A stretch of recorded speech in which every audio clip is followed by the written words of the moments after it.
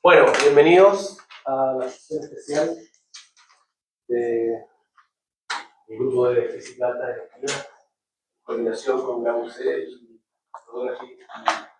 la BRI, todas las siglas posibles que existen. Tenemos el agrado de tener al profe Diego Correa, que va a estar visitándonos hasta el 18, si no me equivoco, ¿sí? Viernes 18. 3 semanas más, o sea, esta y 2 más. Claro, quedan a partir de mañana 2 semanas. Claro. Así que, para que aprovechen la visita, lo conozcan, hablen con él, pregunten. Va a estar en la oficina de postdoc que está al frente, al lado de Carolina. ¿Okay? Ahí en el pasillo teórico. Así que eso, bueno, Diego fue gentil enough para ofrecerse a dar un curso de integrabilidad, un tema que en Chile no sé si mucha gente maneja o nadie, creo. Marco Bianchi quizás estaba metido en cosas así, pero no es el fuerte de la comunidad chilena, así que me pareció una excelente ocasión para que exponerlos a ustedes de temas de investigación que son un poco distintos, que es un tema mainstream en el área, pero que nosotros acá no conocemos tanto. Así que son 4 sesiones que quizás se alarguen a 5 dependiendo de cómo vaya la cosa. Pero eso, la idea es que ustedes conozcan un poco de qué se trata el integralidad. Así que, Diego, gracias. Bienvenido y adelante. Bueno, no, antes que nada, gracias Alberto por la presentación y también por sponsorear de alguna manera mi postulación a poder venir acá como profe visitante. Así que, y nada, yo contento de tratar de contar estas cosas de integrabilidad. Me gustaría poder llegar a las cosas en las que yo trabajé de integrabilidad, pero por supuesto hay que hacer todo un camino de introducir el tema, así que las primeras clases van a ser un poco más que nada introductorias. Así que, bueno, el título que elegí para la serie de charlas es Integrabilidad en Teoría de Campos. Y cuando escuchan a alguien hablar de integrabilidad y buscan en Wikipedia, en algún lado, la definición de integrabilidad, van a encontrar muchas definiciones de integrabilidad, dependiendo del contexto, dependiendo de quién haga la afirmación, pero esencialmente integrabilidad significa, ¿sí?, que podemos resolver el sistema exactamente, ¿sí?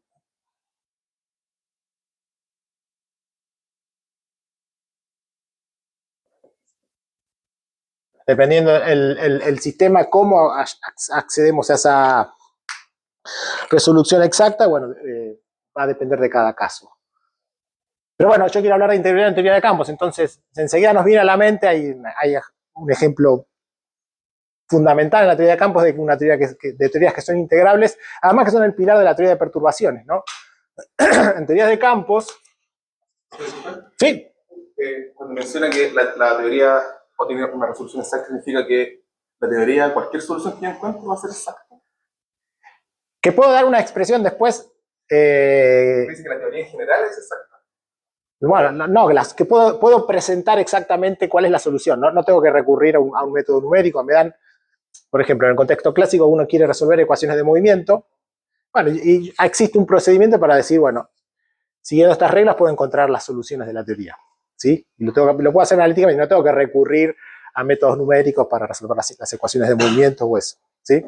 Vamos a repasar, por ejemplo, de vuelta, esto también es una cosa ambigua y depende de qué esté hablando, qué significa resolver exactamente el sistema, ¿sí? Pero buenísimo, y aprovecho para alentarlos, interrúmpanme con preguntas, porque esta es la idea de este tipo de cursos, ¿sí? Que ustedes se lleven algo. Entonces estaba diciendo, en teorías de campos, ¿sí? ¿Conocen alguna teoría que están por rendir mañana? ¿Alguna teoría de campos que sepan resolver exactamente? Que no escuche la profe para mañana. ¿Qué teorías de campos saben resolver exactamente? O sea, las escalares.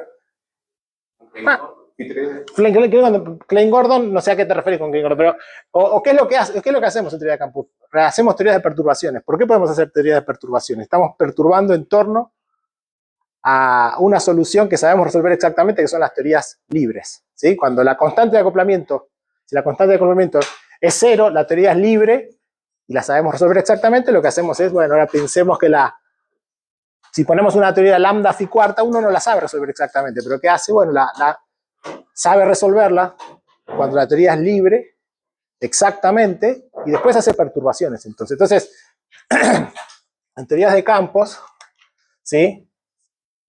Las teorías libres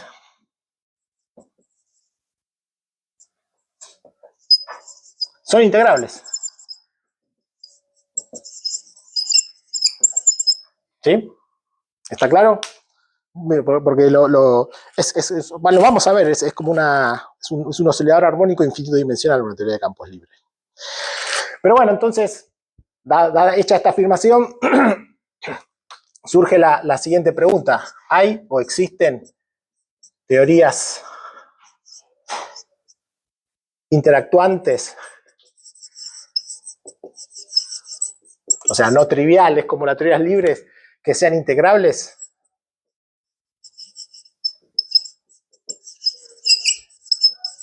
Es decir, si quieren, todo este campo de las teorías integrales un poco surge tratando de responder esta pregunta, ¿sí? Bueno, lamentablemente lo que vamos a aprender es que el universo de teorías integrables, ¿sí? Bastante restringido,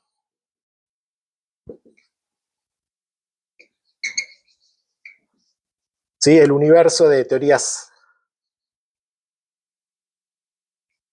interactuantes integrables. Y hay razones bien concretas para entender por qué no vamos a encontrar tantas teorías de campos que son integrables y que no son trivialmente teorías libres, ¿sí? Una razón por la cual pasa esto es que integrabilidad va a requerir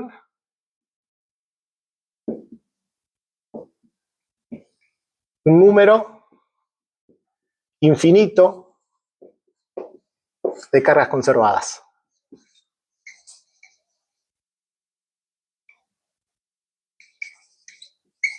¿Sí? Es decir, para que una teoría sea integrable, necesariamente tengo que ser capaz de encontrar que en esa teoría hay un conjunto infinito de cantidades que no cambian mientras los campos evolucionan, ¿sí? Constantes de movimientos o cargas conservadas. Y esto ya suele ser bastante restrictivo, ¿no? Y otra cosa que vamos a aprender es que, bueno, precisamente este requerimiento de tener teorías de tener teorías con un número infinito de descargas conservadas va a restringir, o sea, que solo puede haber, solo encontramos teorías interactuantes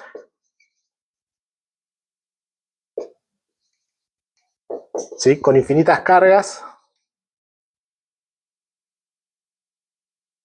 en 1 más 1 dimensiones. ¿Sí? Esto después también lo vamos a ver, a veces se conoce con el nombre de teoría de Coleman-Mandula, o sea, si uno le pide a una teoría de campos que tenga un número infinito de cargas conservadas, en cualquier dimensión espacio-temporal, eso me implica que la teoría va a ser libre, ¿sí? Que la matriz de scattering va a ser trivial, salvo que esté en 1 más 1 dimensiones. Entonces vamos a ver que en 2 dimensiones espacio-temporales sí vamos a encontrar ejemplos de teorías de campos interactuantes no trivialmente libres, ¿sí? Integrables, quiero decir. Bueno, más allá de, si quieren, esto fue un poco reconocer la limitación de las teorías integrales, pero bueno, a pesar de ello, hay ejemplos interesantes y con relevancia física. Sí, voy a mencionar algunos ejemplos de modelos integrables, ¿sí? Por ejemplo, el modelo de Sain-Gordon.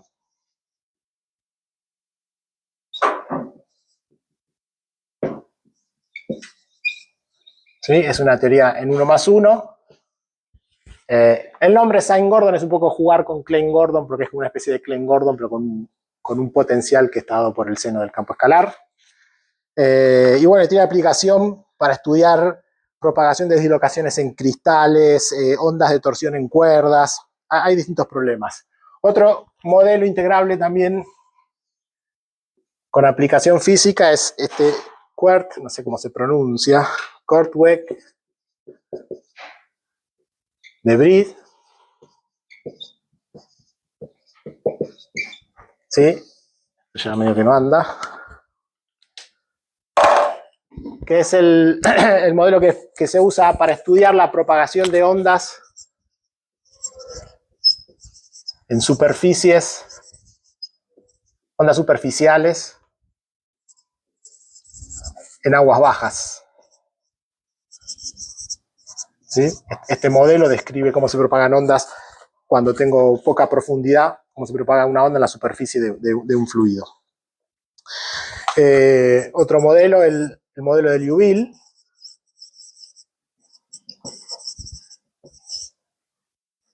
Por ejemplo, el modelo de Liouville, de alguna manera, se interpreta como un modelo de gravitación en 2 dimensiones.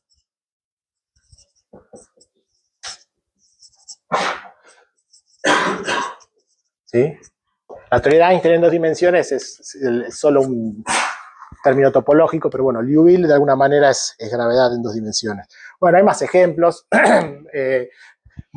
Ya esto no son teorías de campos porque es un sistema discreto, pero también es interesante y me gustaría discutirlo a partir de la tercera clase. El modelo de Heisenberg, o sea, cadenas de espines de Heisenberg.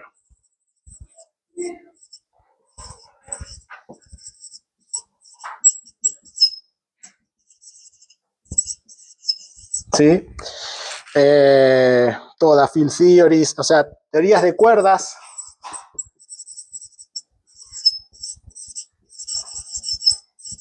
En determinados backgrounds espaciotemporales.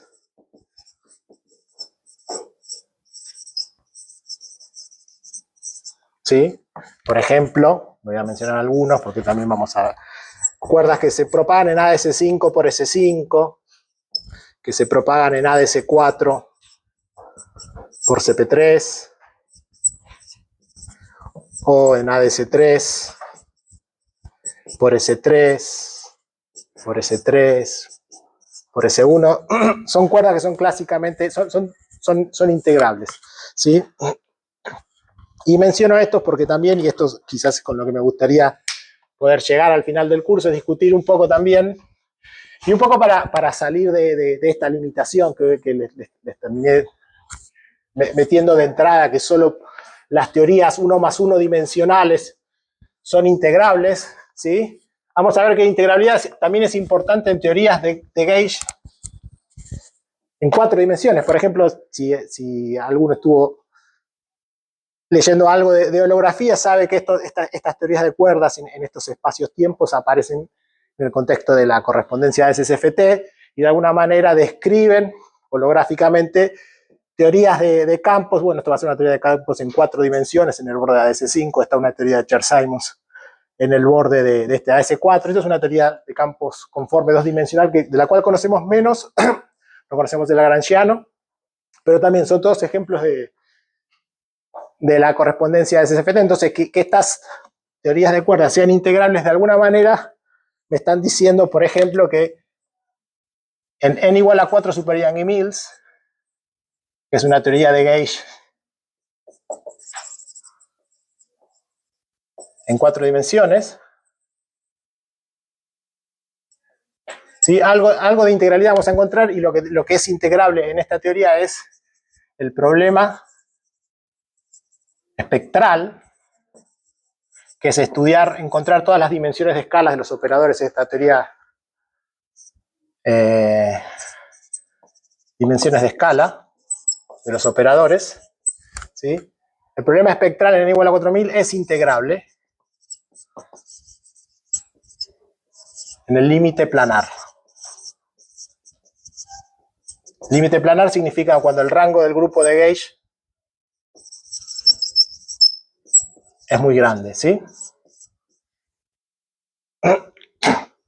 Quiero decir, entonces, no es que aquí la S-matrix de la teoría en 4 dimensiones no cumple lo que vamos a ver acá. Simplemente es que cuando estudiemos el problema de las dimensiones de escala de los operadores de esta teoría, vamos a ver que ese problema se puede reducir a un problema que es como una cadena de espines como estas de acá, y resultan ser integrables. Entonces hay métodos... Ese todavía se ve bien. Sí, todavía se ve bien. Bueno, dale.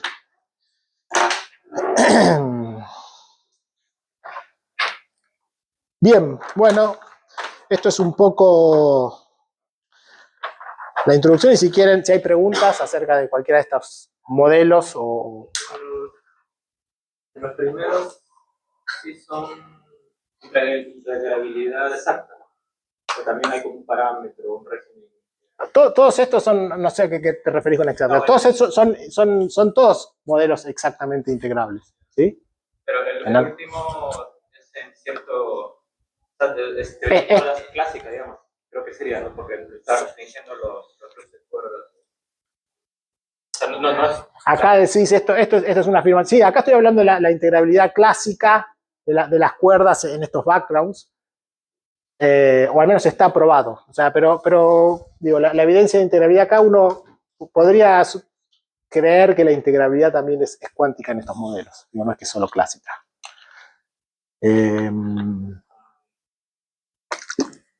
No sé, Anthony, si estoy entendiendo tu pregunta. Sí, o sea, porque en los primeros sí tengo más referencias. Los primeros decís el Sine Gordon, estos de aquí. Ahora en el último sí recuerdo haber leído que ya la correspondencia es en el large n. Entonces, Sí, o sea, tal cual, es esto que digo, o sea, la integrabilidad está probada, sí, en el límite planar, exacto. A eso te refería, sí. Pero entonces lo último que mencionas es que también hay como evidencias que son de conjetura de que podría ser integrabilidad exacta para... No, lo que quise decir es que cuando uno hace holografía tiene dos parámetros. Además del grupo de gauge, también tiene la tensión de la cuerda o el parámetro de TOF, ¿sí? Entonces uno puede estudiar las cuerdas clásicas, pero puede estudiar como fluctuaciones en 1 sobre raíz de lambda. Eso serían como correcciones cuánticas a la cuerda, pero todavía en el límite planar, ¿sí? Y la integrabilidad persiste aún cuando uno enciende esas correcciones cuánticas, ¿sí? O sea, la integrabilidad, en términos de los parámetros, en esos casos es para n grande, pero para todo lambda, ¿sí? O sea, lambda pequeño es la descripción perturbativa de la teoría de campos, lambda grande son cuerdas semiclásicas y correcciones a esas cuerdas. También son como correcciones cuánticas a la hoja de mundo, en algún sentido, pero siempre en este límite, ¿sí? Es como todo, tampoco es que esté probado que, o sea, no hay evidencia de o hay una manera de mostrar cómo resolver la teoría si n no estoy en este límite, pero eso tampoco está descartando que la teoría pueda ser integrable para todo n. Gracias, Anthony, por la pregunta. ¿Otros comentarios, preguntas? Bien, bueno, entonces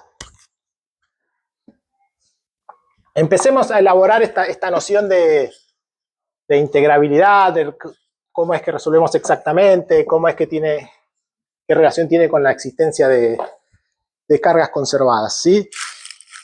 No sé si lo recuerdan o si lo vieron, pero bueno, en mecánica clásica vemos por primera vez la noción de integrabilidad, ¿sí? Entonces, empecemos a recordar cuál es la noción de integrabilidad en mecánica clásica.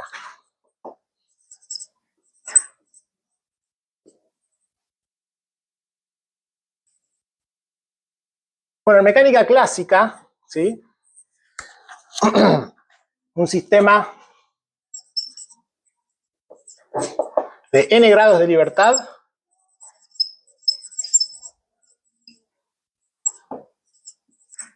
¿sí? O sea, con un espacio de fases 2n dimensionales, es integrable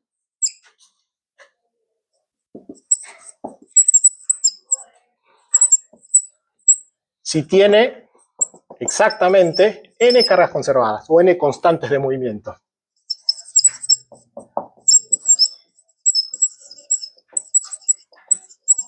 ¿Sí? Entonces aquí la definición de integrabilidad mecánica es bien precisa. Si tengo un sistema de n grados de libertad y encuentro que hay n cantidades conservadas, el sistema es integrable en el sentido de que lo puedo resolver lo que se dice por cuadraturas, que es un número finito de operaciones algebraicas e integraciones de primer orden, ¿sí? Lo importante es eso, porque la dificultad de resolver un sistema de mecánica es que uno varía las ecuaciones de Euler-Lagrange y encuentra ecuaciones de segundo orden, y uno no siempre va a poder integrar esas ecuaciones de segundo orden exactamente para cualquier modelo. Pero si uno las puede reducir a ecuaciones de primer orden, sí. Las ecuaciones de primer orden son resolvibles. Un poco me hace acordar al truco que explicó ayer Alberto, pero fíjense la diferencia. Alberto lo que estaba estudiando era una configuración. Decía, bueno, si tengo esta teoría que es supersimétrica, si tengo esta configuración supersimétrica, en lugar de integrar las ecuaciones de movimiento, integro las ecuaciones de supersimetría, que son más fáciles, las puedo resolver. Acá un poco, en espíritu es lo mismo, pero esto estoy hablando de todas las soluciones del sistema. Un sistema es integrable si todas las soluciones las puedo reducir a resolver ecuaciones de primer orden. ¿Sí? Veamos un par de ejemplos y por ahí se clarifica.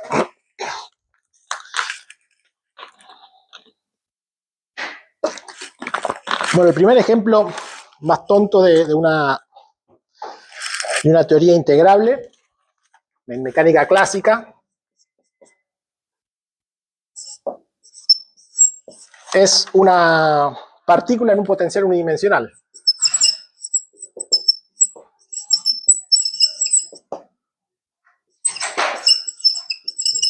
¿Sí? ¿Qué tal? Bueno, ¿cuál es el hamiltoniano de esta teoría? Bueno, el hamiltoniano es simplemente, bueno, que depende de una posición y de un momento. ¿Sí? Entonces aquí el espacio, aquí tengo un único grado de libertad. Entonces me bastaría con que haya una única constante conservada, constante de movimiento, para estar en esta situación. ¿Sí? Y si escribo el hamiltoniano para un potencial que solo depende de la posición, ¿existe alguna constante de movimiento en este sistema? ¿Hay alguna cantidad conservada? ¿Cómo? La energía. El mismo hamiltoniano es una constante de movimiento. ¿Sí? Y como tengo un único grado de libertad, eso me basta para afirmar que la teoría es integrable. ¿En qué sentido es integrable? O sea, a mí, dame cualquier potencial y yo te puedo resolver, describir todas las soluciones resolviendo ecuaciones de primer orden. Bueno, ¿cómo? En lugar de variar las ecuaciones de Euler-Lagrange y encontrar las ecuaciones de movimiento, lo que uno puede hacer, uno sabe que, bueno, el momento, ¿sí? Es mq punto, ¿sí? Entonces de acá despeja una ecuación para resolver q punto, ¿sí? Me queda que q punto, ¿sí? Esto mq punto es más o menos la raíz de 2m, esta constante de movimiento menos b de q, ¿sí? Entonces y mq punto no es otra cosa que m de q a dt. Entonces yo ahora paso el dt para acá, traigo esto para acá, y lo que me quedó a la izquierda es algo que es una integral, yo puedo encontrar t como función de q haciendo simplemente una integral de primer orden. ¿Sí? Esto lo puedo resolver y encuentro t como una función de q. Si quieren, la solución es típicamente uno escribe q de t, pero sería invertir lo que sea que me dé esta integral, que puede ser más o menos difícil de encontrar cuál es el nombre de la función como la expreso, pero esto siempre tiene solución y siempre la puedo describir con esto. ¿Sí? Entonces, fíjense, estoy describiendo la solución más general en términos de esta ecuación, esta integral de primer orden. Esto es lo que se suele decir resolver el sistema por cuadraturas. ¿Sí? Pero bueno, es el ejemplo más elemental. Bueno, otros ejemplos un poco menos elementales, pero que también los conocen. Por ejemplo, el problema de Kepler. El problema de Kepler quieren un problema en el plano. Ahora tengo 2 grados de libertad y un potencial central. ¿Sí? O sea, un potencial que solo depende de la distancia a un origen, a un punto. ¿Sí? Entonces el ejemplo 2. Esto también. Dígame si voy muy lento y muy aburrido esto de mecánica y paso más rápido a teoría de campos, pero me parece que para que se vayan ganando confianza con la intuición está bien. Bueno, el problema de Kepler, ejemplo 2. Problema de Kepler.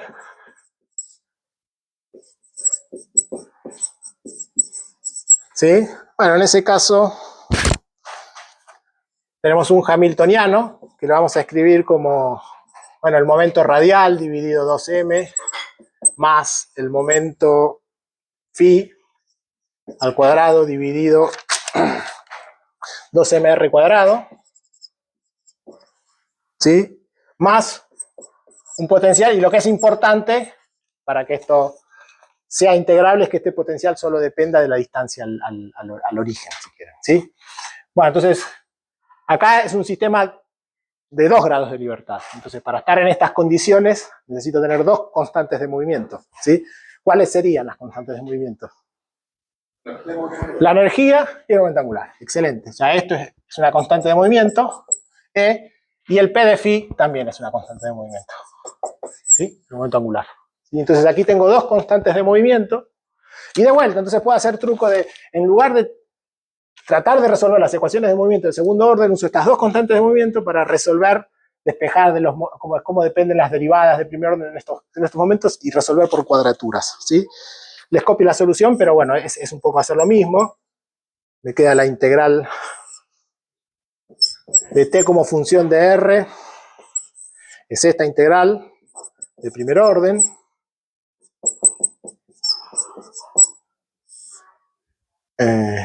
Bueno, no veo bien mis lentes. Los tengo acá, los lentes, pero no quiero ponérmelos y sacármelos. Y por último, phi de t.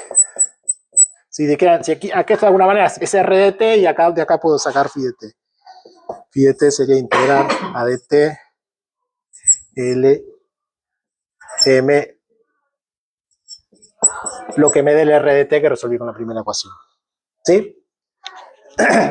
Bueno, y así, a medida que, pero fíjense, a medida que el sistema tenga más grados de libertad, necesito encontrar más constantes de movimiento, y quizás este procedimiento de resolver por cuadraturas se empieza a hacer más complicado, sin duda. Déjenme mencionar un tercer ejemplo porque es importante para nuestra discusión en teoría de campos, que es el del un oscilador armónico n-dimensional. Entonces, el ejemplo tercero que quería dar, ejemplo 3, ¿sí? Un oscilador armónico n-dimensional, ¿sí? ¿Qué sería? Bueno, ahí el hamiltoniano tenemos, si quieren, una partícula que vive en n dimensiones. Bueno, no tiene por qué ser. ¿Tiene alguna pregunta? Sí. El problema de Kepler en 3 dimensiones sería solo integrable porque tiene más constante integración de grado directado, ¿no? ¿Por qué? Porque tiene el momento angular, la energía y el Rungellens. Y son 3, pero cuando lo pensás en 3 dimensiones tenés 3 grados de libertad. 3 grados de libertad. Y el 5 constante de integración. Puedo decir que 5, H, L y el Rungellens. ¿No? puede ser. Pero Rungellens, bueno, sí, hay que ver si son todas independientes esas 5, ¿no? Probablemente no, pero También el CO4. claro.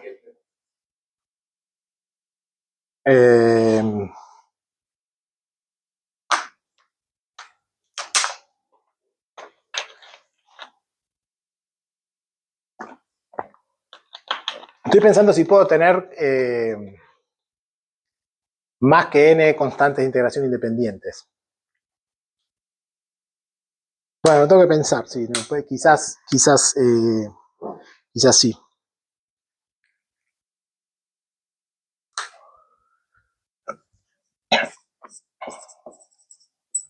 Y aquí el potencial armónico le ponemos, si quieren, una frecuencia característica a cada una de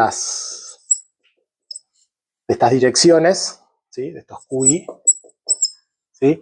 De vuelta, bueno, aquí, si quieren, podemos definir como un HI, que es cada uno de las sumas de los términos de esta suma, perdón. ¿Sí?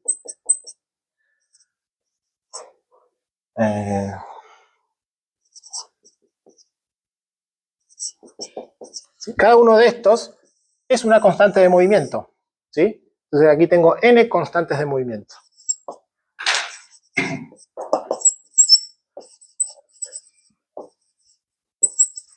¿Sí? Y tengo n grados de libertad, entonces el sistema es integrable. Aquí, si quisiera hacer esto se puede hacer, y el procedimiento, lo que uno tiene que hacer es como construir lo que se conoce como hacer una transformación canónica a lo que se conoce como coordenadas del tipo ángulo-acción, que supongo que habrán visto, y déjenme enunciar simplemente el teorema que dice, que es esto, que podríamos llamarlo, bueno, podemos no, se llama teorema de Anderson-Liouville, que establece la integrabilidad de los sistemas mecánicos, ¿sí?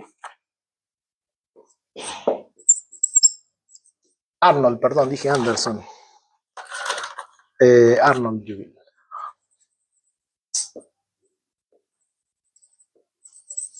¿Sí? Dice, un sistema de n grados de libertad es integrable si tiene n constantes de movimiento, porque en ese caso, ¿sí? Lo que va a pasar es que cuando un sistema de n grados de libertad, o sea, un espacio de fases 2n dimensional, uno siempre va a poder encontrar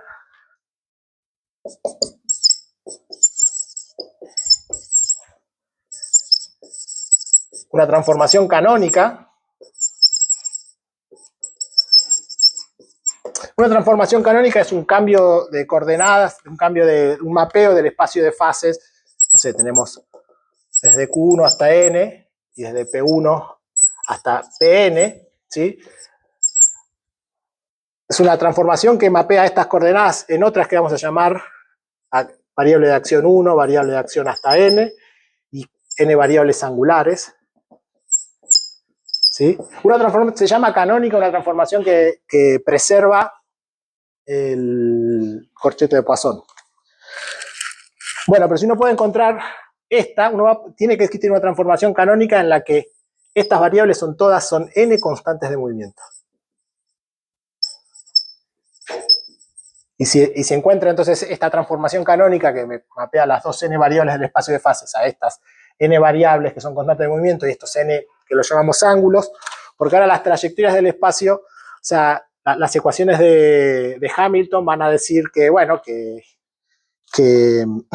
estas son constantes de movimiento, o sea, que y punto de estas K son 0, y las phi punto, ¿sí? K, van a ser constantes, que se van a escribir en términos de estas constantes de movimiento. Entonces simplemente uno las resuelve diciendo que phi K va a ser omega por T más un omega K0. ¿Sí? Entonces uno, si encuentra este cambio de coordenadas, tiene automáticamente la solución del sistema. ¿Sí? Y eso se llaman ángulos, porque ahora cuando uno mira esto describe las trayectorias, entonces no van a, cuando uno tiene constantes de movimiento, los movimientos se dan en un espacio, en un subespacio de menor dimensión del espacio de fases, y ese espacio es típicamente un toro n, n minúscula, en el espacio de fases.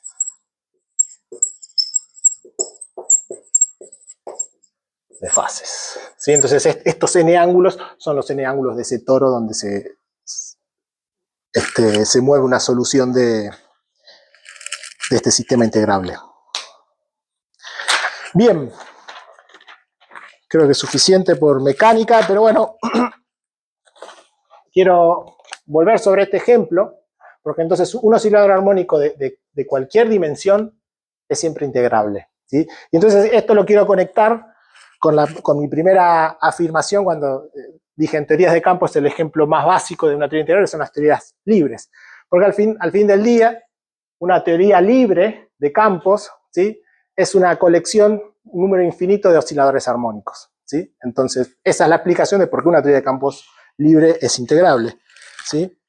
Déjenme escribirlo acá rápidamente. Entonces,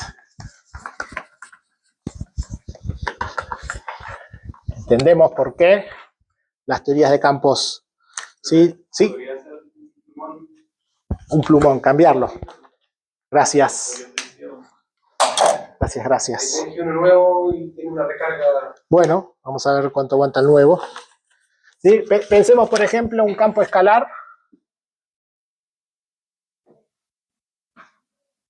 ¿Sí? Libre. ¿Sí? La acción de un campo escalar libre en cualquier número de dimensiones. ¿Sí? Bueno, hagámoslo en 3, en 4 de x3. ¿Sí? ¿Qué vamos a tener? Bueno, acá tenemos un término que es un medio de mu phi, ¿sí? Menos la masa al cuadrado por un phi cuadrado. ¿Sí? Por ejemplo, el modelo de Klein-Gordon. Bueno, ¿qué es lo que uno puede hacer? Bueno, uno puede... perdón, déjenme escribirlo así. Bueno, no estoy seguro del signo de la... sí, es lorentziano. Tiene que ir un menos al frente, Pero escrito así, no. encima aún más. Eso quise decir, creo. Pues supongo que también depende de la asignatura. En definitiva, lo que quiero decir es, si uno ahora hace como una transformada de Fourier, ¿sí? Y escribe esto como una integral, transformada de Fourier en las X, esto termina quedando una integral en el tiempo, una integral en D3P, y esto aquí va a quedar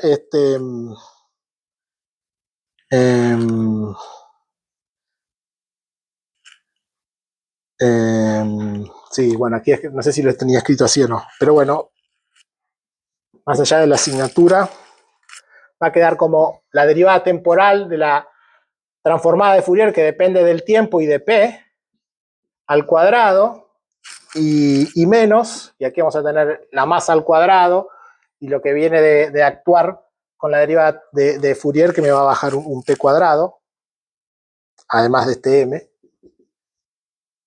¿sí? Por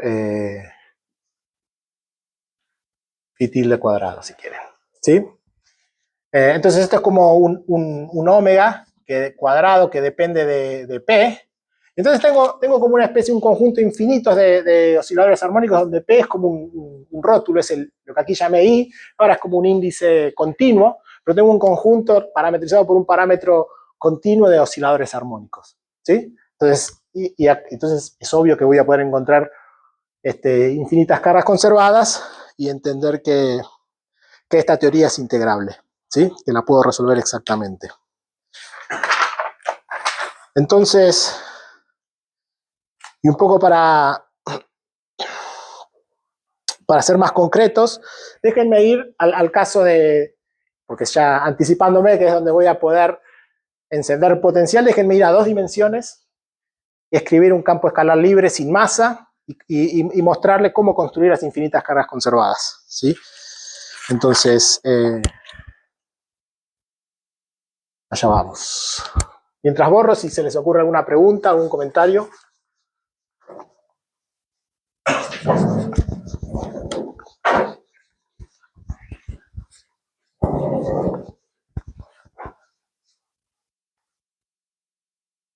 No preparé, que me habías pedido, Mayrín, referencias. Igual esto que estoy contando de integrabilidad en teoría mecánica es de libro de texto, o sea que van a encontrar un montón de lugares de donde mirarlo, pero puedo buscar y hacer alguna sugerencia después. Entonces, campo escalar, campo real, escalar, libre y sin masa, en 2 dimensiones. Más simple no se consigue.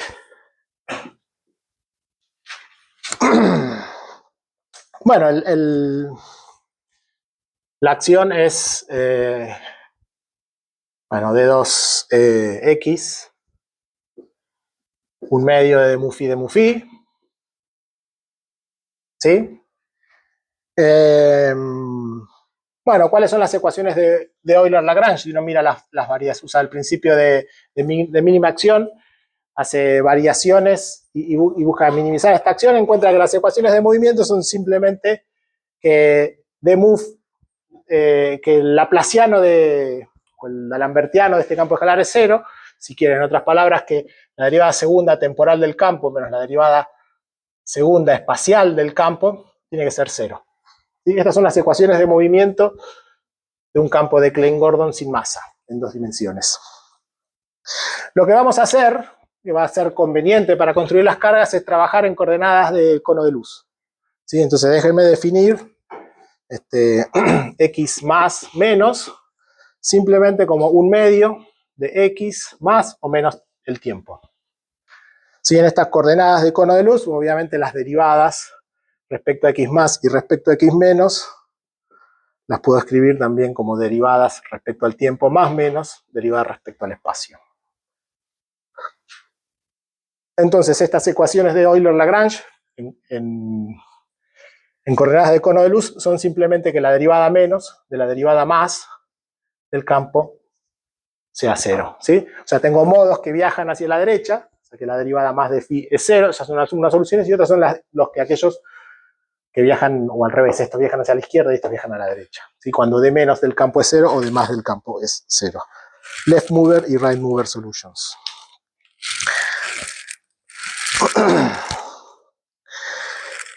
Bien.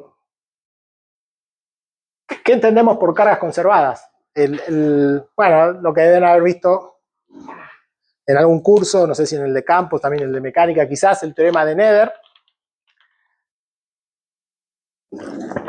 Dice que si encontramos una transformación que a la acción la deja invariante a menos de un término de borde, podemos encontrar una corriente de Nether que cumple, ¿sí?, de mu J mu igual a 0, y para demostrar esto se cumple usando las ecuaciones de movimiento o ecuaciones de Euler-Lagrange.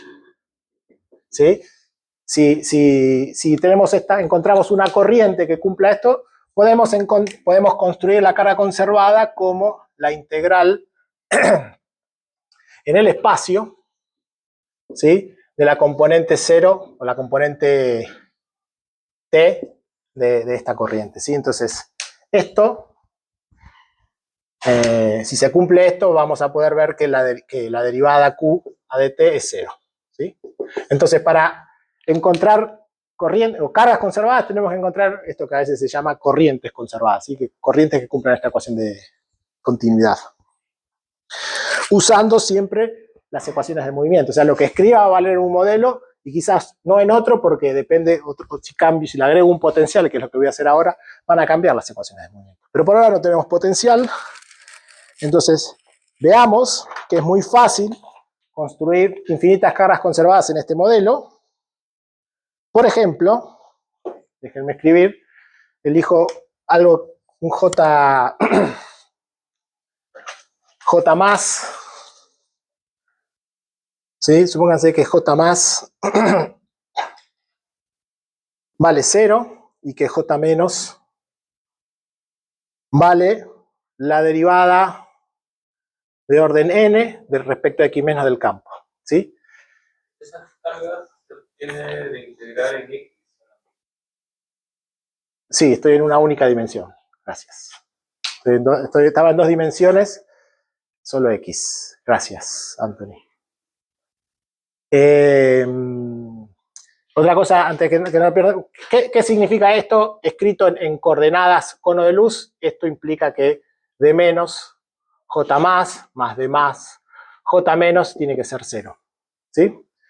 Usando las ecuaciones de movimiento. Pero entonces fíjense que con esta propuesta, si ahora calculo esto, de menos J más, esto es trivialmente 0, más de menos, más de más J menos, ¿sí?, sería simplemente de más, de menos a la n de phi. Pero bueno, como esto, puedo empezar a mover las derivadas, y esto en algún momento voy a tener de más de menos sobre phi, que usando las ecuaciones de movimiento es 0. Está claro que esto es 0 usando las ecuaciones de movimiento, ¿no? ¿Sí? Bien, bueno, de hecho, puedo proponer cosas mucho más generales que esta, entonces, ¿sí? Esa corriente no se obtiene mediante un principio racional. ¿Está postulando de alguna forma? La estoy postulando, sí. Es como, yo recuerdo que, por ejemplo, en Saint Gordon existen estas cargas topológicas que uno las postula, de que Sí, en verdad satisfacen la probabilidad de conservación, sí, sí, sí. sin que venga de un principio original. En este caso es como algo similar, ¿no? Tal cual, pero igual en Saint-Gordon vamos a encontrar cargas que no son la carga topológica. La carga topológica de Saint-Gordon es la diferencia entre el campo pero además de esas como, hay muchas otras, hay infinitas cargas conservadas, las vamos a construir. ¿Sí? Estas cargas que son de Nether, en el sentido que... En el sentido de que hay una corriente que cumple esto cuando uso las ecuaciones de movimiento. ¿Sí? No en el sentido de Nether que les estoy diciendo cuál es la transformación que deja la acción invariante. ¿Sí? Mencioné Nether para enfatizar que lo que necesitamos para encontrar cargas conservadas es encontrar corrientes cuya tetradivergencia o cuya divergencia sea cero si uso las ecuaciones de movimiento. ¿Sí? Claro, si uno usa... Esa era como mi duda, porque como mencionaba mi compañero Sai Gordon, recuerdo que también están las cargas topológicas, pero esas... No usar las ecuaciones de movimiento. Claro, esas... Si pero no... lo que vamos a hacer acá en integrabilidad va a ser siempre usar las ecuaciones de movimiento. Bueno, si estoy en la teoría clásica, sí. ¿Sí? Estas teorías clásicamente integrables son corrientes que cumplen esto usando las ecuaciones de movimiento. Tengo pensado discutir Saint-Gordon como mi ejemplo, así que quizás todas estas dudas se van a ir aclarando. Y a ver, y aquí elegí una derivada, pero puedo elegir el número que quiera de derivadas y distribuirlas no en un campo, sino si quiero en un número arbitrario de campos. ¿Sí? Entonces, esto lo puedo generalizar. ¿Sí? Dejo siempre nula la componente J0 y aquí escribo nada, productos de derivadas de los campos de cualquier orden, ¿no? Derivada de orden N1, de phi a la L1, ¿sí? Derivada N de orden NP, de phi a la LP, ¿sí? Entonces tomo producto de P campos, distribuyo de alguna manera N por L más 1, más N por L más 2, más N2, y así, un montón de todas las derivadas que quieran, y esto siempre voy a poder mostrar, usando estas ecuaciones de movimiento, que la derivada más de esto es cero, esencialmente. ¿Sí? Obvio que hay otras similares donde invierto más, o sea, decir que J más es derivada más a la N1 de phi a la L1, ¿sí? Y que J menos es cero, es igualmente otro conjunto de cargas conservadas. Y esta la suelo llamar cargas de spin, donde el spin lo voy a contar. El spin es según en qué representación del grupo de Lorentz en dos dimensiones, en 1 más 1, en qué representación de SO 1,1 están, y eso esencialmente lo voy a contar mirando el número de derivadas. ¿Sí? Entonces, esto será una carga de spin N1 por L1, ¿sí? Porque tengo ese número de derivadas. Bien. Y tenemos infinitas, ¿no? Porque esto no tengo ningún límite. Entonces acá claramente veo que esta teoría de un campo escalar libre, sin masa, en dos dimensiones, no me cuesta casi nada escribir un conjunto infinito de corrientes conservadas y un conjunto infinito de sus asociadas cargas conservadas. ¿Sí? Pero bueno, lo que motivaba este curso es decir, bueno, como empecé motivando la introducción, diciendo, bueno, puedo encontrar teorías de campos que sean integrables, pero que no sean libres. Las libres, ya lo sabemos, son integrables, se terminó acá el curso, si fueran las únicas. Entonces, tratemos de jugar en este setup cuáles son los modelos más simples en los que ahora, en lugar de pensar que la teoría es libre, encendamos un potencial, ¿sí? Pongamos un potencial acá, ¿sí?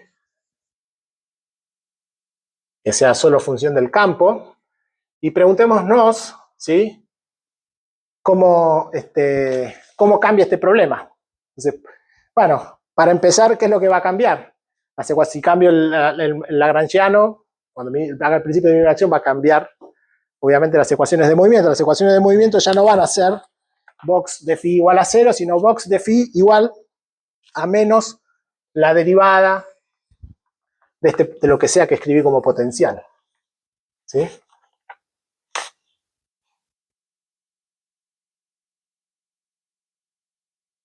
¿Sí? Estas son las ecuaciones de Euler-Lagrange o ecuaciones de movimiento.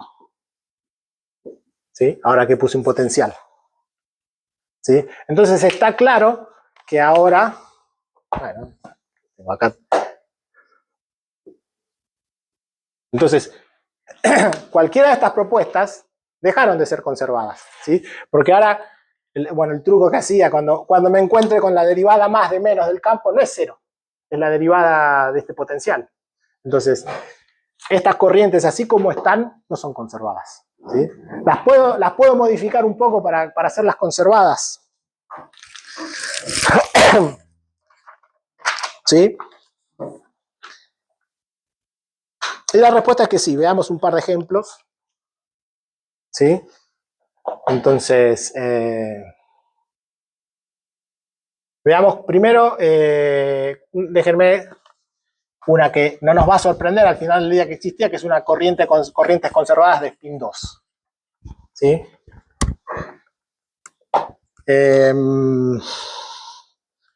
Entonces, déjenme proponer que J menos, voy a tratar de modificar solo lo menos posible, o sea, voy a dejar que J menos sea como algo similar a lo que había propuesto recién. Con spin 2 puedo proponer esto, con dos derivadas. La derivada primera del campo, menos, perdón, la derivada, ¿sí? Al cuadrado, ¿sí? Podría haber puesto la derivada segunda, pero si pongo la derivada segunda es una derivada total. No quiero poner derivadas totales, porque eso me daría lugar a cargas del tipo topológicas y quiero ver qué haya de las otras, ¿sí? Entonces la pregunta es, ¿qué tengo que proponer como J más? ¿Sí? ¿Sí? Para que esto sea conservado. ¿Sí? Y veamos, ¿qué necesitamos? Necesitaríamos hacer que D más de J menos más D menos de J más sea 0. ¿Sí? Queremos ver si es posible hacer esto. Bueno, ¿qué es D más de J menos? Va a ser, en un medio lo puse justamente para que se simplifique, esto me va a dar 2 veces el de menos, que se va con el medio de d phi, por la derivada de menos, entonces después me va a quedar de más, de menos, de phi. Pero esto ya no es 0. Antes, cuando llegábamos a este punto, decíamos esto es igual a 0. Ahora esto no es 0. Bueno, y esto obviamente le tengo que sumar la derivada de menos de j más. Ahora esto no es 0, sino que es menos el potencial. Entonces me quedo menos la derivada menos de phi por la derivada del potencial. ¿Sí? Más la derivada menos de j más. ¿Sí? Pero fíjense que esto que está aquí lo puedo pensar como la derivada menos de menos el potencial, ¿no? Si yo hago la derivada menos, me va a dar b', usando la regla de la cadena, por la derivada menos de su argumento, o sea, de menos de phi. ¿Sí? Esto que está aquí es esto de acá, más, si quieren déjenme poner menos afuera, más de menos de j más. ¿Sí? Entonces acá yo ya veo que hay una manera de elegir j más para que esto sea 0. ¿Sí? ¿Qué voy a proponer? Y voy a proponer que j más sea el potencial escalar, el potencial que le pusimos al campo escalar. ¿Sí? Entonces ahora acabo de encontrar una corriente de spin 2 conservada. Obviamente hay otra intercambiando. ¿Quedó claro? ¿Puedo borrar?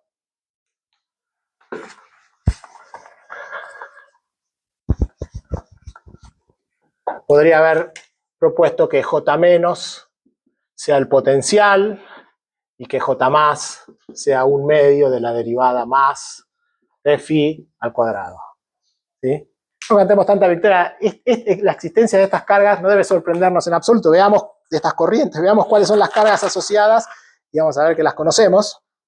Por ejemplo, entonces para cada una de estas cargas de spin 2, ¿sí? Voy a poner el 2 para referirme al spin. Tengo dos cargas y es simplemente integrar, bueno, la componente JT en X, ¿sí? Bueno, pero la componente JT, bueno, la componente JT la puedo sacar de invertir esto, ¿sí? Esto es esencialmente, no estoy seguro del factor 2, por eso déjame poner proporcional. Esto va a ser como J más J menos, ¿sí? Perdonen acá el más y el menos se refiere a estos dos casos, no sé cómo... cómo no confundirlos, pero déjenme hacerlo para...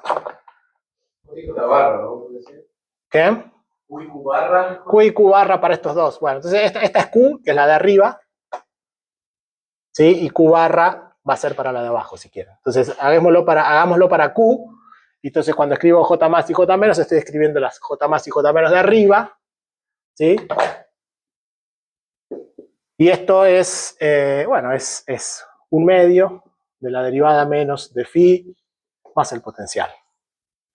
Obviamente está, análogamente tenemos a Q barra, que es con la otra corriente, que aquí lo que vamos a tener es un medio de derivada más de phi al cuadrado más el potencial.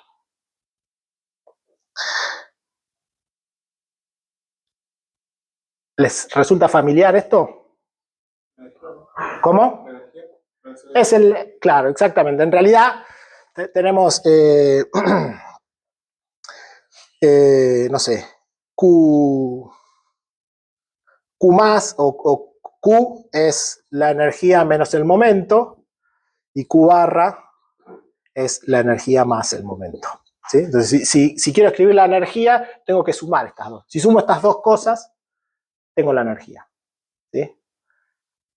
Y fíjense que esto lo pude hacer sin restringir en nada el potencial. Y bueno, no me sorprende. Yo ya sabía que esta teoría para cualquier potencial es invariante frente a traslaciones espaciales y temporales, y que Nether nos enseñó que hay dos cargas conservadas, la energía y el momento almacenados en estos campos, que son conservadas, ¿sí?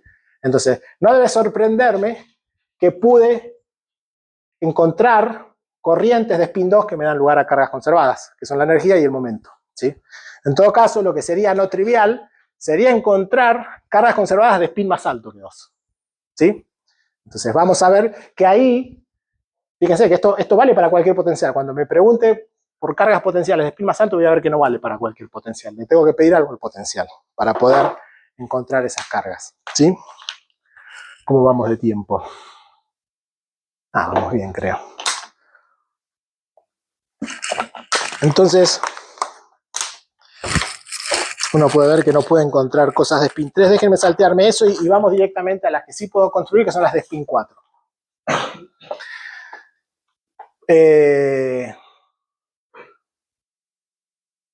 Bueno, borro acá. ¿Puedo borrar acá? ¿Están copiando?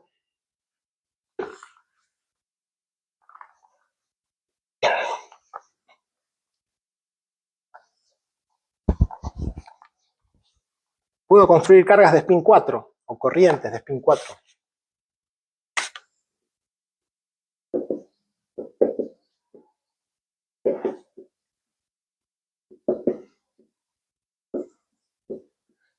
Bueno, tenemos un par de candidatos. Como antes.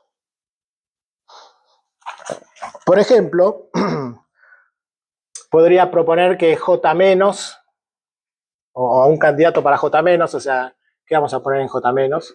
Puedo poner, tengo que poner 4 derivadas. Bueno, puedo hacer un cuarto de la derivada menos de phi a la cuarta, ¿sí? ¿Cómo fue que nos dimos cuenta que cuando aquí pusimos al cuadrado, esto funcionó? ¿Qué hicimos? Calculamos la derivada más de esto y vimos que lo que nos quedó era la derivada menos de algo. ¿Sí? Si ahora calculamos la derivada más de esto, ¿sí? Y encontramos que esto es igual a la derivada menos de algo, ¿qué dijimos? Cuando vimos que era la derivada menos de algo, dijimos, tenemos que proponer que esta derivada más, que se puede escribir con la derivada menos de algo, este algo lo propongo como J más, y eso me da lugar a una corriente conservada. Bueno, Vamos a ver que cuando calculemos la derivada más de esto, no lo podemos escribir como la derivada menos de algo, así que no nos sirve. Pero bueno, veamos qué da. Esto es una pregunta, no es que... Bueno, lo borro porque no vale. Bueno.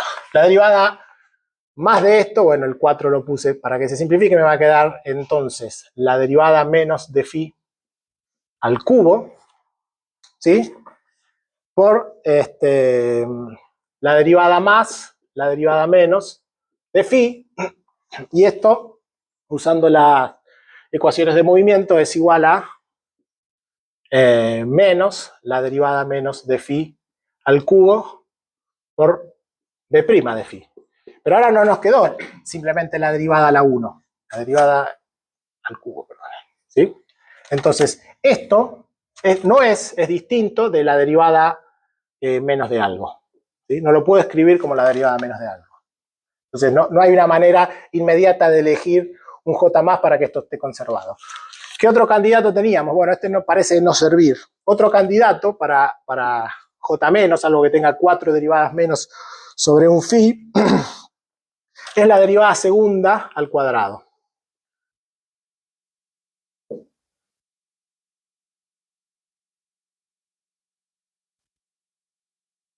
No puedo llamar a nadie, pero sí puedo recibir llamadas. Increíble.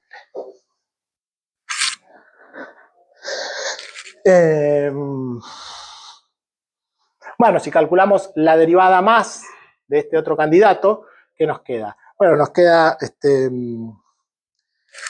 2 veces, ¿sí? 2 veces la derivada segunda de phi por la derivada más de la derivada segunda de phi. ¿Sí? Y esto lo puedo metiendo una derivada acá, esto es la derivada, esto sería como la derivada menos, de la derivada más derivada menos, que era menos phi prima. ¿Sí? Y eso nos queda como una derivada segunda. ¿Sí? Bueno, tenemos 2 veces la derivada segunda de phi, y esto nos queda, cuando haga la derivada, bueno, con un signo menos, me va a quedar, cuando haga derivada menos de esto, me va a quedar un b segunda por la derivada menos de su argumento, o sea, por la derivada menos de phi. ¿Sí? Esto tampoco lo puedo identificar como la derivada menos de algo, entonces parece que este candidato tampoco me sirve. ¿Sí? Sí lo puedo escribir a esto, antes de que me va a servir, es decir, que esto es menos phi segunda, y esto lo puedo juntar con esto, es como la derivada menos de un producto de derivada phi prima al cuadrado. ¿Sí? ¿Sí? En cualquier caso, es distinto de la derivada menos de algo, entonces por sí solo no me permite identificar. Ahora bien, lo que puedo hacer, o sea, ninguno de estos dos candidatos por sí solos me sirve, pero si los combino, puedo elegir una combinación, y en particular eso es lo que voy a proponer. Voy a proponer que J menos, ¿sí?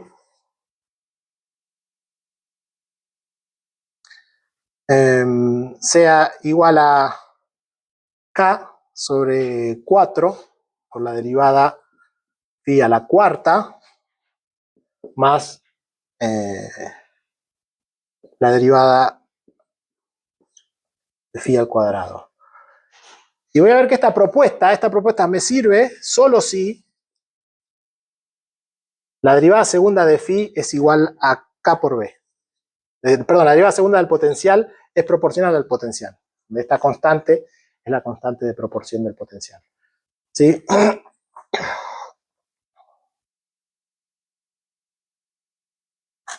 Bueno, veamos que esto funciona, ¿no? Entonces, vamos acá. Entonces voy a hacer la derivada más de esa propuesta, o sea, esto va a ser Bueno, k sobre 4, la derivada más de la derivada menos de phi a la cuarta, más la derivada más de esa derivada menos segunda al cuadrado, ¿sí? Y estas son las dos que acabo de calcular. La primera, ¿sí? Me quedó esto de aquí.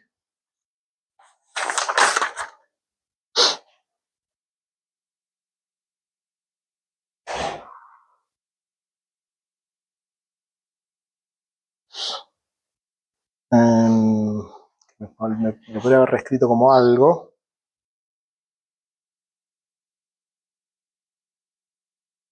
Sí, aquí me faltó esto, lo podría haber reescrito.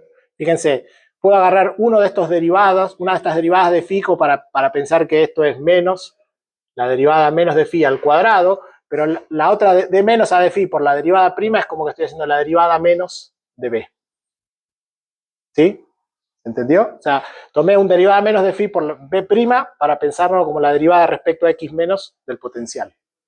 ¿Sí? Porque cuando haga esta derivada me va a dar b' por otra derivada más parcial de phi respecto a x menos. ¿Sí? Entonces, nada, porque es más para ver esto.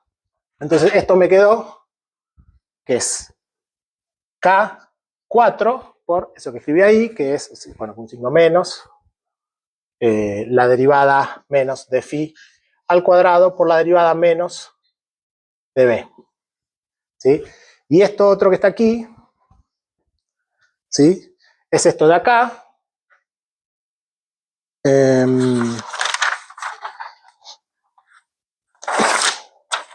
perdiendo. Es la derivada segunda, la derivada menos de la derivada primera al cuadrado. Y usando que la derivada segunda es simplemente, puedo reemplazar la derivada segunda por K el potencial, o sea que esto va a ser menos K por esa derivada menos de la derivada menos de phi al cuadrado. ¿Sí?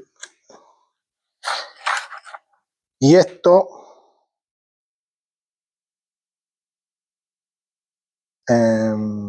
perdonen, acá me faltó, porque él tengo el 4.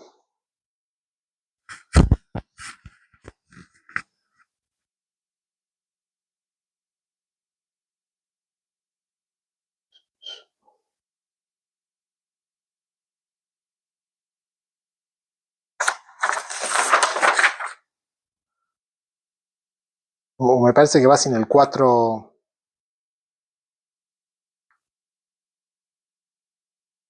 No, porque con el 4 la derivada más no, me daba esto sin el 4, perdón. El 4 no estaba acá. O sea, el 4 estaba acá, pero cuando calculaba la derivada más, esto era sin el 4.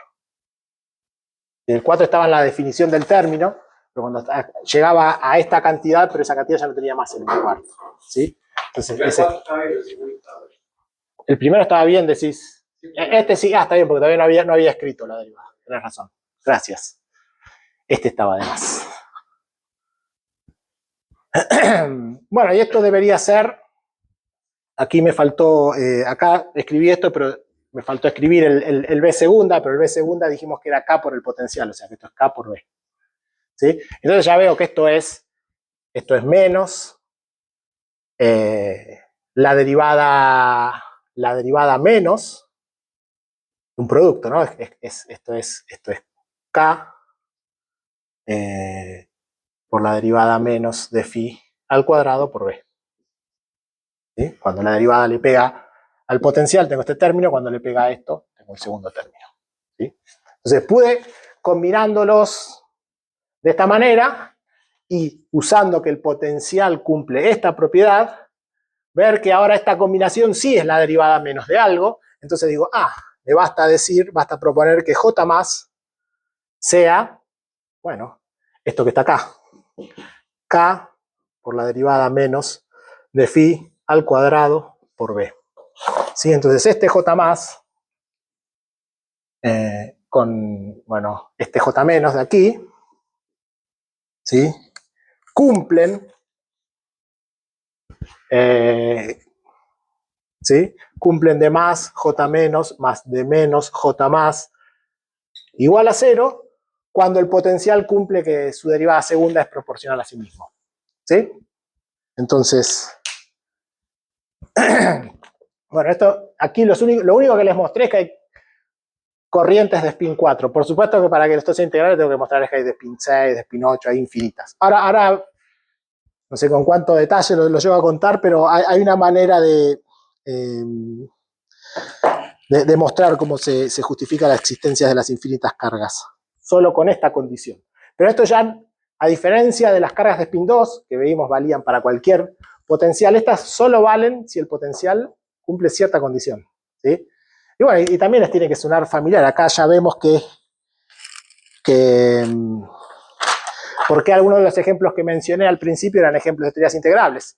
¿Sí? ¿Qué potenciales cumplen esto? ¿Cómo? Sine-Gordon, precisamente. Yo digo lo que quedó claro, esto lo van a repetir para potencias a la quinta, a la sexta, etc. Sí, para las potencias pares. Ahora lo muestro. Sí, las otras son como medio topológicas todas. Se pueden construir cosas de cargas impares. Pero topológica en el sentido que las mostras que están conservadas sin usar las ecuaciones de movimiento, entonces no es algo. Pero bueno, entonces, por ejemplo, ejemplos. Si B de phi es, bueno, esto menos m cuadrado sobre beta por coseno de beta. Esto es Sine-Gordon. ¿Sí?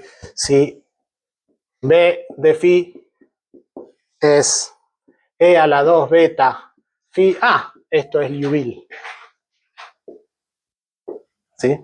Ya los dos primeros ejemplos que di son ejemplos de un campo escalar que cumplen esta condición. ¿Sí? Pero el caso de Liouville es con R igual 0, ¿no? Porque Es con. en Liouville hay un término con R por phi. Está bien, eso es como. Sí, está bien. Acá eso es lo que sería lo que querés realizar como gravitación en dos dimensiones. Pero aquí el tema de Liouville es este campo, lo que me refiero al modelo de Liouville como integrable es campo escalar con ese potencial. Sí, no estoy acoplando al escalar de Ricci.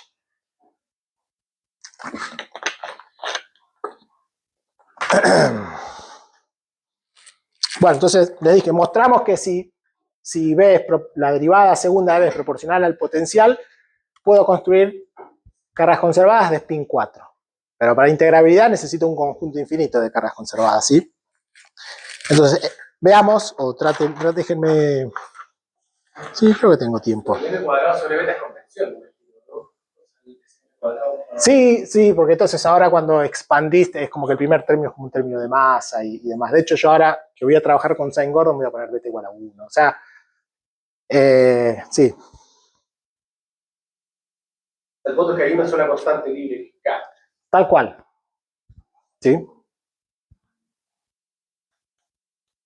Bien, entonces, veamos cómo es posible mostrar que esto alcanza para mostrar que la teoría es integrable. ¿Sí? Lo voy a hacer en un caso particular, me voy a concentrar en Sine-Gordon. ¿Sí?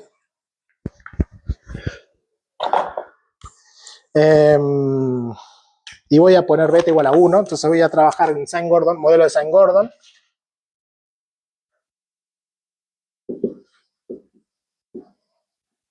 ¿Sí? Donde vamos a poner que B de phi es menos m cuadrado por el coseno de phi. Entonces, la ecuación de movimiento, que es esta, ¿sí?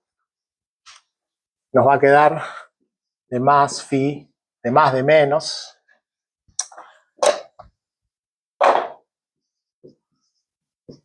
es menos m cuadrado el seno de phi. ¿Sí? Y de aquí el nombre de que esto se llama Sine Gordon. Vamos a ver que hay algo que vamos a usar que se llama, voy a escribir allá, tampoco sé cómo se pronuncia, Backlund, transformación de Backlund. Que es algo que nos permite varias cosas. Por ejemplo, nos va a permitir, esto voy a escribir como transformación de Backlund, va a permitir dos cosas. Por un lado va a permitir, dada una solución, a partir de esa transformación construir una nueva solución, distinta. ¿Sí? Por ejemplo, el kink, el modelo de Sine Gordon tiene una solución que se llama el kink, ¿sí? Que es como una solución que va a 1 en infinito, después cae y va a 0 en menos infinito o al revés. Y que se mueve, ¿no? Se propaga. Bueno, yo puedo, a partir de la solución phi igual a 0, que también es una solución del modelo de Sine Gordon, pongo phi igual a 0 esa solución, hago esta transformación y lo que me escupe esa transformación es la solución del kink. Si después hago la transformación de Backlund del kink, voy a encontrar cosas más no triviales. Obviamente se vuelve rápidamente muy complicado, pero es algo, es como una transformación que involucra un parámetro arbitrario, y eso permite construir nuevas soluciones a partir de soluciones dadas. Y también nos va a permitir construir las infinitas caras conservadas. ¿Sí? ¿Sabes la simetría que genera esta corriente? ¿Cómo? ¿Esa transformación es la simetría que genera esta corriente? ¿O no? Puedo decir pensarlo como una simetría de las ecuaciones de movimiento. Quizás en algún punto sí, porque al tener este parámetro arbitrario expandís en potencias de este parámetro. Yo puedo calcular el cochete de phi con cola, y eso, o phi con q en realidad, y eso me da esta phi. Sí, pero está bien, pero todavía no te dije quién es J. Pero J es eso, ¿no? No, esta es la de spin 4, pero las otras infinitas, digo. Bueno, veámoslo, por ahí no te estoy entendiendo. Déjame presentar qué es esto de la Backlund, la transformación de Backlund. Y entonces, la idea es a partir de, o sea, una transformación de Backlund es a partir de phi solución, phi 1 solución, ¿sí? Es encontrar phi 2 que cumpla estas ecuaciones. Que la derivada más, nunca escribí esto, bueno, ahora le voy a poner el nombre. Derivada más, la voy a llamar la primera ecuación, de phi 1 más phi 2, sea igual a 2 veces la masa sobre un parámetro, este es el parámetro arbitrario, el A, por el seno de la diferencia. Phi 1 menos phi 2, bueno, partido por 2. Y quiero que este phi 2 resuelva también una segunda ecuación, que es que la derivada menos de la diferencia entre phi 1 y la phi 2 que estoy buscando, cumpla menos 2 veces la masa por el parámetro A por el seno de la semisuma. ¿Sí? Esto es lo que se suele llamar Backlund transformation. ¿Sí? Si encuentro, a partir de una solución, encuentro un phi 2 que cumple estas dos ecuaciones, entonces phi 2 es también solución.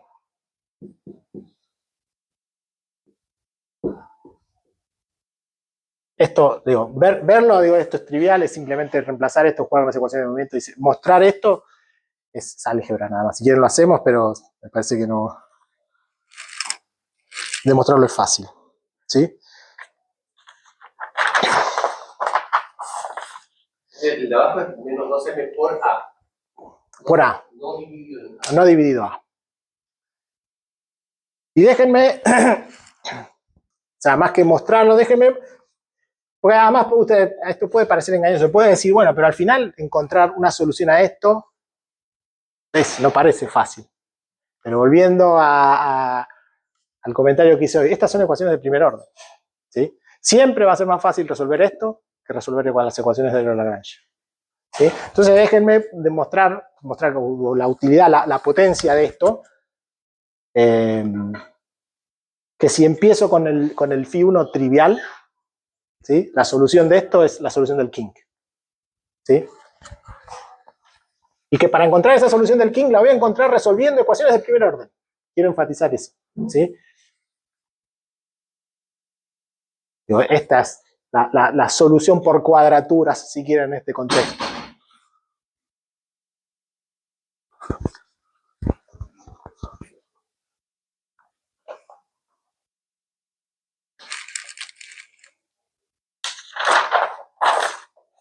Entonces, veamos ahora. Quiero ver que la transformación Backlund de phi1 igual a 0 es el kink, ¿sí?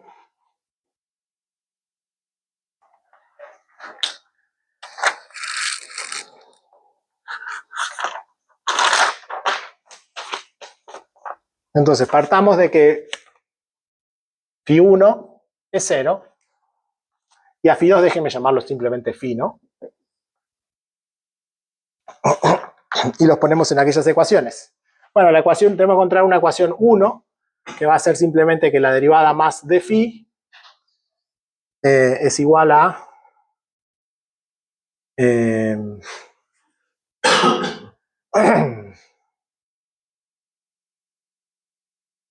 a menos la derivada 2ma seno de phi medios, ¿sí? Y cuando acá, perdón, claro, el menos viene porque acá estoy poniendo esta igual a 0, pero me sale el menos fuera del... Y la ecuación 2 me va a quedar...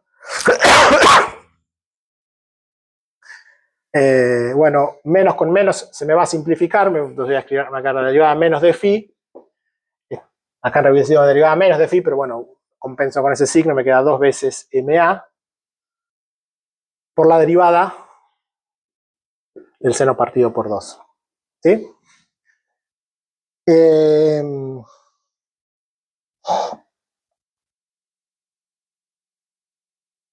Déjenme, para resolverlo, tratar de volver a las coordenadas originales de t. O sea, si sumo y resto, voy a encontrar las derivadas parciales respecto al tiempo y respecto al espacio. ¿Sí?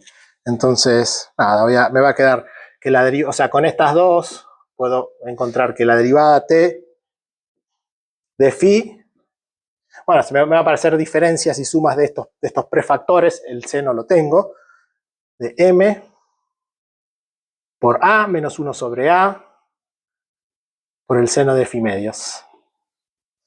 Y la derivada espacial del campo va a ser m por a más 1 sobre a, la derivada de phi medios. ¿Sí? Bueno, el kink es una solución que depende de x y de t, pero depende de x y t a través de x menos bt. ¿Sí? Es un perfil rígido que se mueve hacia la izquierda o hacia la derecha con una velocidad que también es un parámetro arbitrario, que lo vamos a relacionar con este parámetro de la transformación de Backlund. ¿Sí? Va a ser x menos bt. Entonces, si hago esto, fíjense, entonces me va a quedar que la derivada x de phi es simplemente phi prima y la derivada t de phi es menos b phi prima. ¿Sí? Y ahora vuelvo a estas ecuaciones. O sea, la derivada t, esto lo puedo escribir como menos b por phi prima y esto lo puedo escribir como phi prima. ¿Sí? Entonces ahora paso este menos b acá y ahora encuentro una relación, esto me va a poder, que estas dos ecuaciones tendrían que ser la misma, ahora no pueden ser dos ecuaciones. Una vez que puse esta, vinculé la dependencia en x y en t, estas dos ecuaciones tienen que ser la misma. Y eso me va a decir, entonces necesito que A menos 1 sobre A dividido menos B sea igual a A más 1 sobre A. ¿Sí? O algo así. Déjenme ver si lo escribí bien. Si no me equivoqué.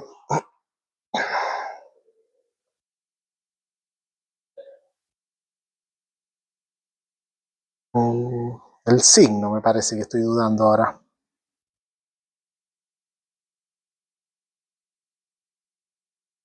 Bueno, revisen el signo, porque no sé si este signo va o no. Lo importante es que de acá saco una relación, puedo invertir, puedo escribir que A, ¿sí? Depende de este parámetro. Sí.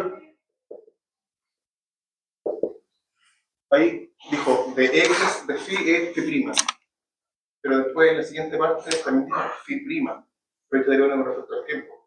Y eso es lo que hizo ahí con una regla de cadena, ¿o no? Sí, estoy usando la regla de la cadena. Si quiero derivar a respecto del SEMA, la derivada de la función por la derivada del argumento respecto al tiempo. La derivada del argumento respecto al tiempo es menos b. Pero, ¿y phi prima qué sería ahí? No, es la derivada, esto es una función, el arco tangente, que voy a evaluar en esto. Entonces es la derivada de la función. ¿Sí? O sea, acá prima no es ni derivada ni de x ni de t, esto es la derivada de esto como función. Pero acá como justamente cuando haga la regla de la cadena, después cuando haga la derivada del argumento respecto a x es 1, es como que da lo mismo. ¿Sí? Está bien la pregunta. ¿Quedó claro? Ahora es una función de un único argumento, entonces no es ambiguo escribir la derivada. Es la derivada de la función esa, con un único argumento.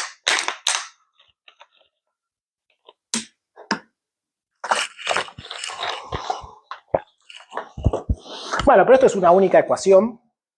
Y acá ya ven, ¿no? Tengo que encontrar una solución y de hecho puedo escribir en lugar de A, ahora que sé, déjenme. Digo, esta es la única ecuación que tengo que resolver. Y déjenme escribirlo, puedo eliminar el parámetro A en términos de la velocidad con la que se mueve este perfil. Y lo que tengo que resolver, cuando escribo esto, me queda que phi prima, ¿sí? Es igual a menos más, 2 veces la masa de la raíz de 1 menos b cuadrado. ¿Sí? Por el seno partido de phi.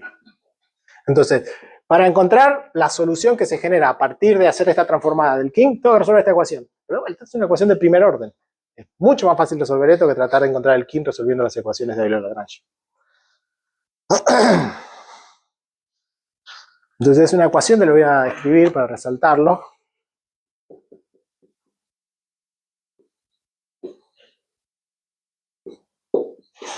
¿Sí? Bueno, ¿cómo lo resuelvo? Llamamos U al argumento, ¿no? Supongamos que U es x menos bt. Entonces esto es la derivada de phi a de U. Y esto es una. Entonces paso el de U acá, paso todo esto integrando. Tengo que integrar la inversa de este seno. ¿Sí?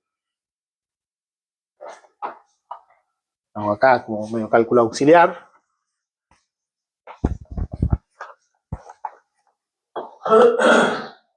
Entonces me va a quedar como que derivada de phi dividido el seno de phi medios. ¿Sí?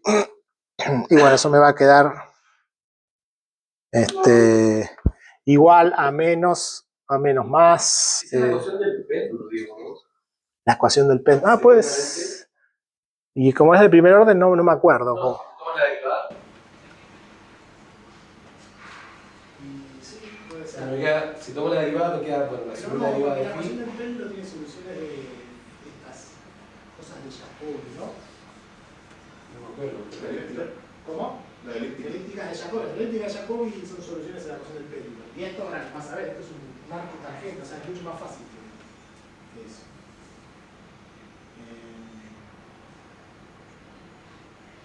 No, estaba pensando, si tomo la derivada de eso, Sí. me queda la segunda derivada, después me queda el coseno por la derivada es el seno, y el seno coseno que es el seno de 2π, ¿sabes? Eso es como que la segunda derivada de phi es igual al seno de phi. Hay un signo ahí que es el signo equivocado por el péndulo, puede ser. Quizás.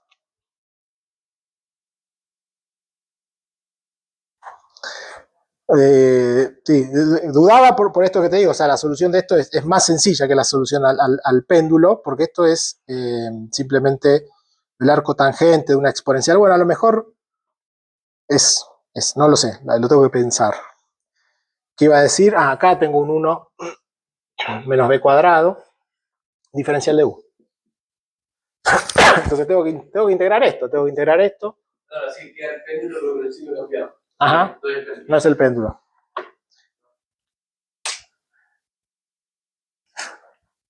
Es la transformación de Vic, el péndulo.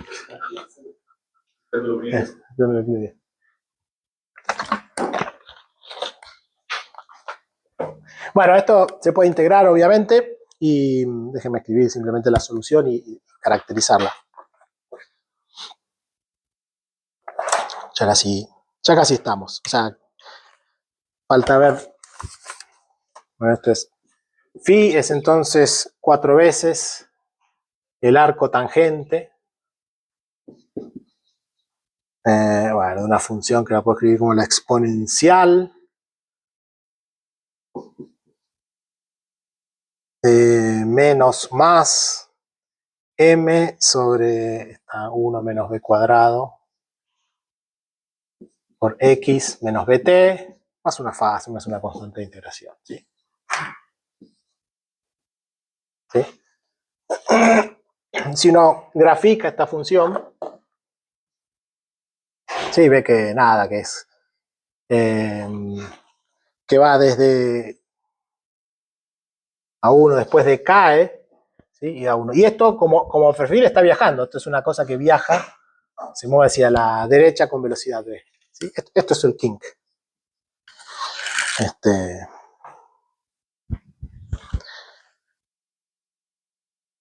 O una instantánea del kink como función de x, ¿sí? Para un tiempo dado. ¿Sí?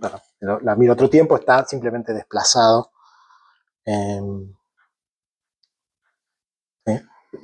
Creo que es 2pi. Yo digo, y el parámetro A era aplicarlo en esta función. Es la velocidad, sí. Es completamente arbitrario. O sea, vos tenés las soluciones de kink, vos acá podés poner la velocidad que quieras. ¿Sí? A parametriza la velocidad con. Es esto que está aquí.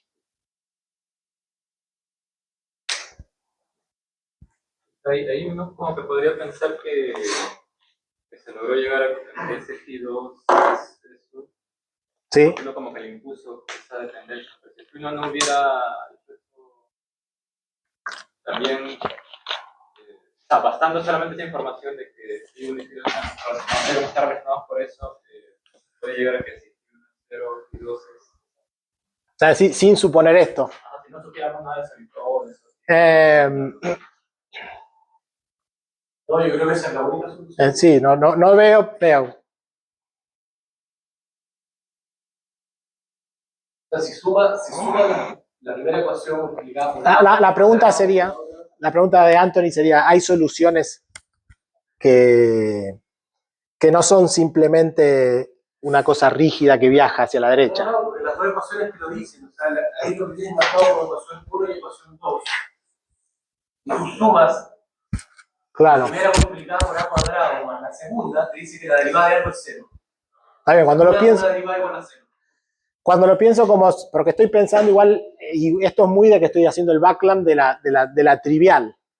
Pero después, cuando haga la transformación backland, porque después uno puede tener más solitones, puede tener 2 solitones, uno que viaja con B1 y otro que viaja con B2, entonces en algún momento lo alcanza, lo choca, escaterean, y de hecho hay un problema, un problema clásico de calcular el scattering de solitones de Sine-Gordon. ¿Sí? Uno puede escribir soluciones que corresponden a solitones que se atraviesan. ¿Sí? Y esas obviamente no son de este estilo, ¿no? Pero bueno, pero esas no son el backland transformation de cero. Obviamente, quizás la puedo obtener como el back. Ahora podría agarrar esta y hacer el backland transformation, pero arremangate y encontrar. Digo, esta fue fácil de resolver porque partí de phi1 igual a 0. Si ahora phi1 no es 0, sino es esta solución, se puede encontrar una solución de 2 solitones con esto, pero bueno, es mucho más complicado. ¿Sí?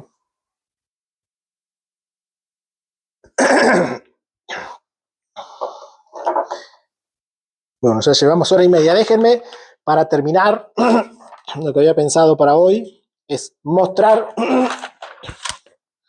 que esto también nos permite ahora convencernos de que hay cargas infinitas de spin más alto que 2. ¿Sí? Que es lo que es importante para nosotros en esta discusión de integrabilidad. Entonces,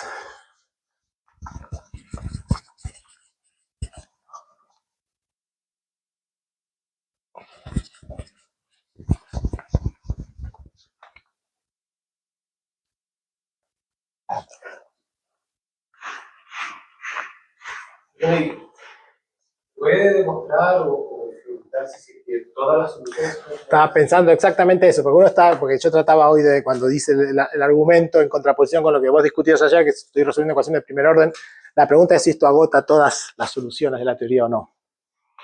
Supongo que al final del día sí, porque la teoría es integrable, pero sí, no sé cómo demostrarlo, ¿no? Muy buena pregunta, sí. Entonces, veamos que hay infinitas cargas o corrientes conservadas de spin S mayor que 2. Y vamos a usar también esta transformación de Buckley. Fíjense lo siguiente. Si miramos las transformaciones, si A tiende a 0 en esta transformación, ¿sí?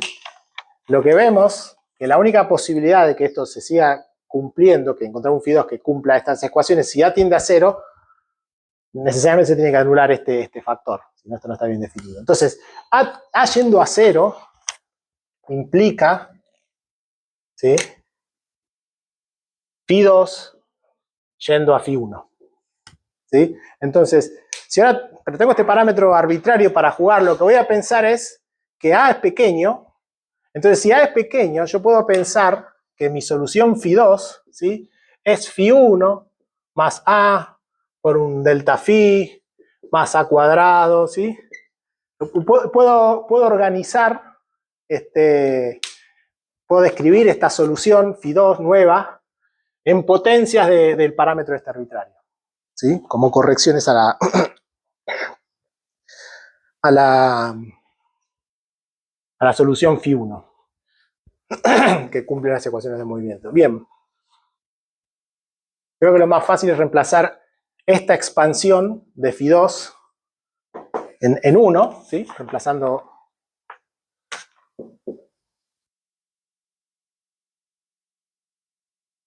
¿qué nos queda? Bueno,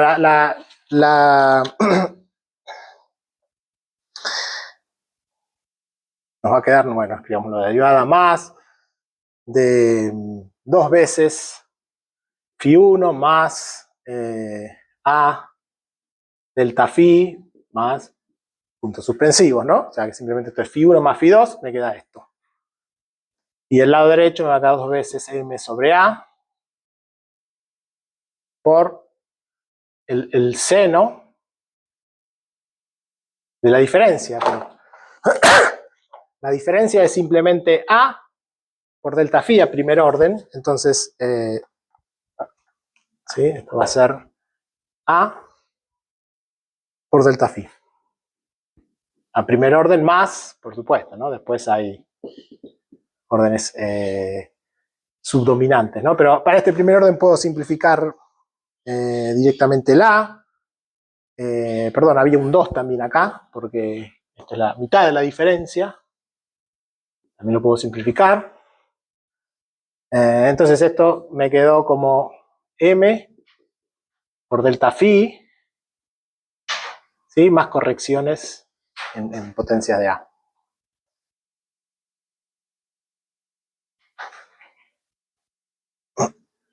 Entonces veo, ya tengo de acá puedo despejar cuánto vale la primera corrección para A pequeño, ¿no? De acá simplemente el despejo de acá a primer orden, esto me está diciendo que delta phi, ¿sí? Es... ¿por qué tengo un menos? Ah, esto era menos, gracias. Gracias. Entonces esto me queda menos 2 sobre m.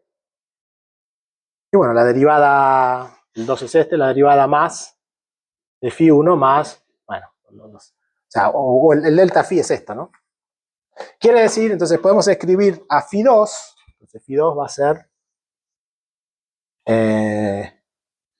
primero dijimos que era phi 1, perdón, el orden 0, el orden 1 sería delta phi por a, o sea, me va a quedar menos 2m por a, por la derivada más de phi 1.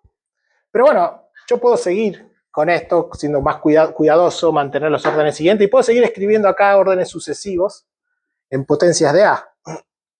Puedo, por ejemplo, ver que el siguiente orden es 2 sobre m cuadrado, la derivada más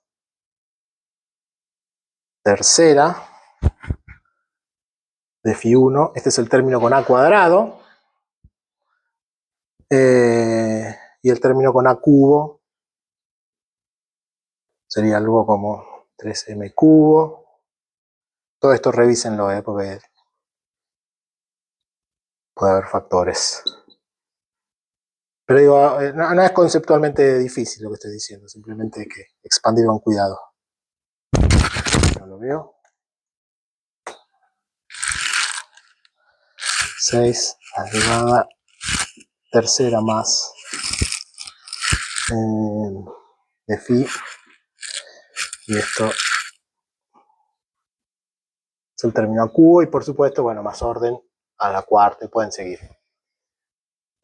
Entonces tengo que puedo expandir a phi 2 en potencias, o sea, puedo escribir a phi 2 en torno de phi 1 con potencias de a y derivadas de phi 1. ¿Sí? Bueno, con esta solución voy a construir mis infinitas cargas conservadas. Esa es la solución general. Sí. Resolviste la ecuación una serie. Sí, lo que pasa es que, bueno, tengo el explícito, puedo resolver explícitamente orden a orden y se van poniendo cada vez más complicado, pero La hidrogeométrica son todo eso. tal cual. Tal cual. Pero bueno, con este phi 2 y este phi 1, déjenme ver, bueno, ya ahora sí las puedo borrar las backroom porque no las voy a usar. Vamos acá a escribir las corrientes.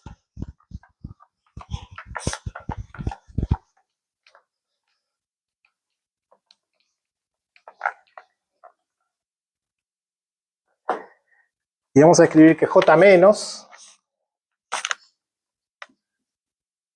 de A es menos m cuadrado por A por el coseno de la semisuma. Y que J más de A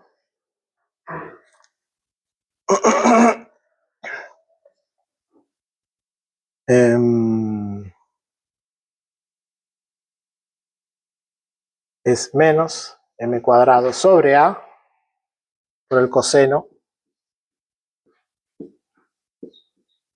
de la semidiferencia. ¿Sí?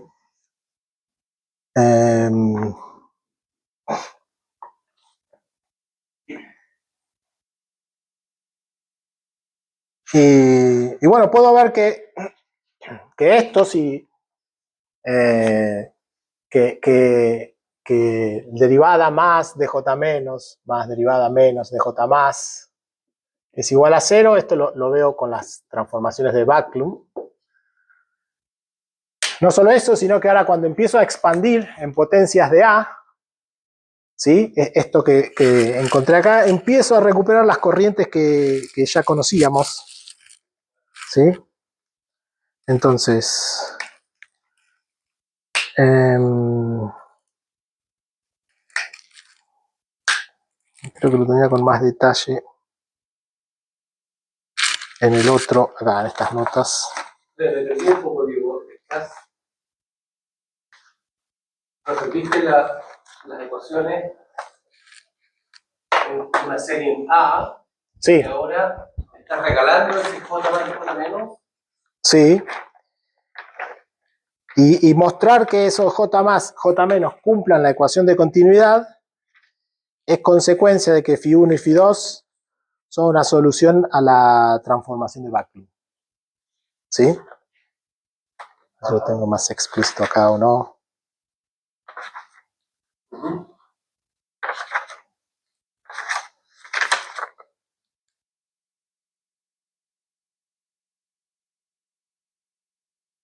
Sí, tampoco lo tengo resuelto con detalle. Entonces, nada, pero digo, hay que amacarse, hay que empezar a actuar con las derivadas acá y ver que usando las ecuaciones que acabo de borrar, ¿sí? Φ1 y Φ2, se cumple esto. ¿Sí? Es engorroso, así que, pero créanme que siempre que estos cumplan la ecuación de Backlund, esto se puede mostrar.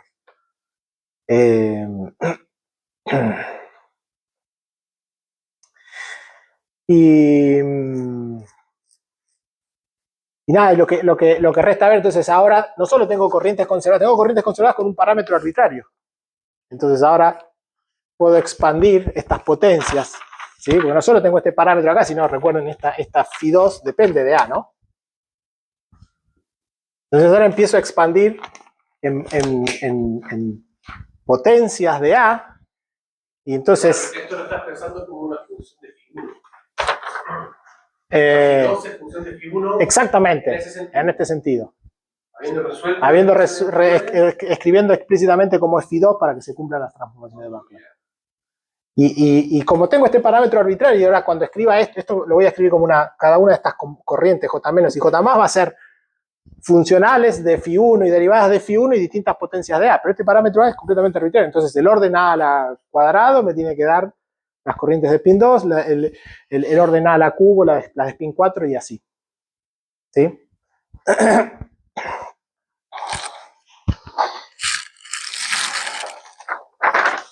Por ejemplo, J menos queda A menos M cuadrado coseno de Φ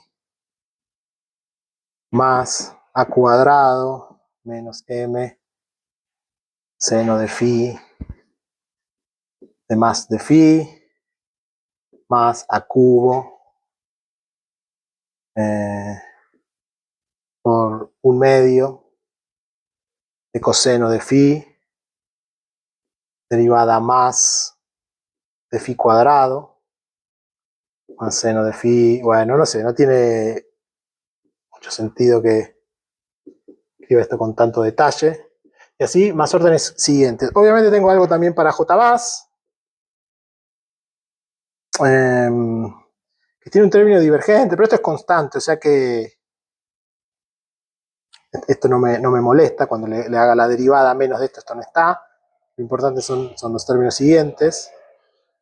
Fíjense, esto que está acá es la derivada del potencial de... Esto es el potencial del Sine Gordon. ¿Sí? Y acá me queda 1/2 de derivada más de Φ, ¿sí?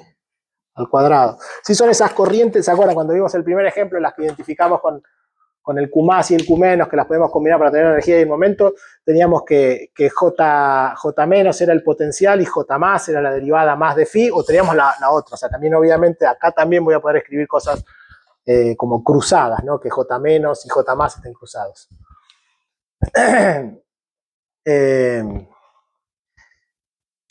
Y así. Estos términos en derivadas cuadradas, que me daría cosas corrientes, esto no es importante, porque esto, si se fijan, esto es una derivada total de más de algo. Entonces estas son como corrientes topológicas. Pero lo importante es que después esta, la que viene acá al orden cubo, ¿sí? Me da precisamente esa combinación que habíamos encontrado para la corriente de spin 4. Y así, y si sigo, que obviamente, fíjense, ya se vuelve cada vez más engorroso, uno puede seguir escribiendo con las distintas potencias de A, las distintas corrientes de spin cada vez crecientes, ¿sí? Entonces, Parámetro M, Diego, perdón, ¿dónde te- el parámetro M, ¿a dónde? ¿En cuál? ¿En este decís? Por ejemplo, en la- Capaz que me lo perdí, déjame ver. Porque yo quisiera recuperar las que viste al comienzo en N igual 0, ¿no? O sea, de pi a la n, Sí. Eh, o no, o quizás está mal esa intuición, pero Lo que estoy viendo es que fue bajando, ¿no? Porque fíjate que acá este es sobre m cuadrado, este es m y este es m a la 0. Y en las otras también va bajando, porque acá tenemos m cuadrado. Lo que pasa es que acá salta m, este tiene un 1 sobre m y el siguiente acá tiene 1 sobre m cuadrado. Bueno, no sé, tendría que, si esto lo escribo con cuidado, acá hay un 1 sobre m en este y hay un 1 sobre m cuadrado acá. Pero sí, el patrón de cómo va dependiendo en m esto parece que los distintos sucesivos órdenes van bajando la potencia en m a medida que voy aumentando la potencia en a. el potencial era m sobre No, el potencial era m por el coseno. m por el coseno. M cuadrado por el coseno, este es el potencial.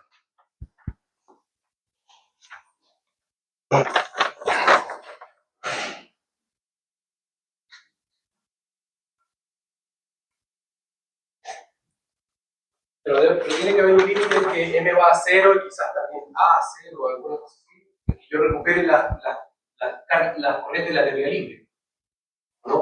O estas son...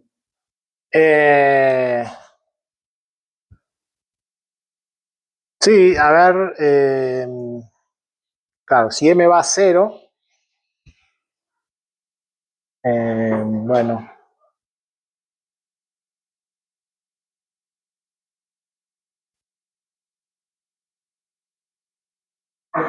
acá a este primer orden lo veo, porque acá me queda la derivada segunda y acá me quedaría 0. ¿Sí? Quizás sí, quizás habría que meter, porque es cierto que esto, como hay que rescalar phi y a lo mejor, o sea, como que este término siempre es muy, en el límite m es como decir, quedarme con esto y apagar esto, porque, digo, esta, por ejemplo, si bien m0 no le hace nada, esta explota cuando m yendo a 0. ¿Sí? Entonces quiere decir que en ese límite esta componente es mucho más grande que esta. Quiere decir que es quedarme con esta y poner esta 0 o algo así. O sea que está bien. O sea, seguramente de acá escribo cosas, derivo cosas que las puedo escribir sin el potencial, y acá voy a tener el potencial de manera que con m yendo a 0 se apaga.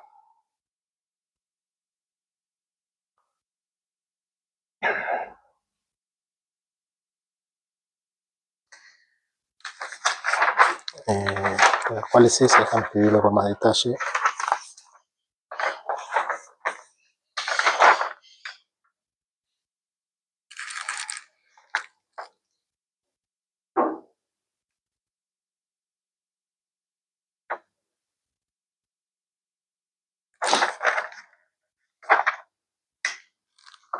Sí, acá lo que voy a ver es que esto que está acá es precisamente, nada, es un cuarto de la derivada más de phi a la cuarta más la derivada más segunda de phi al cuadrado, y en este el que viene el j más, y el j menos me va a quedar ese otro término que era b por la derivada más de phi o algo así. ¿Sí?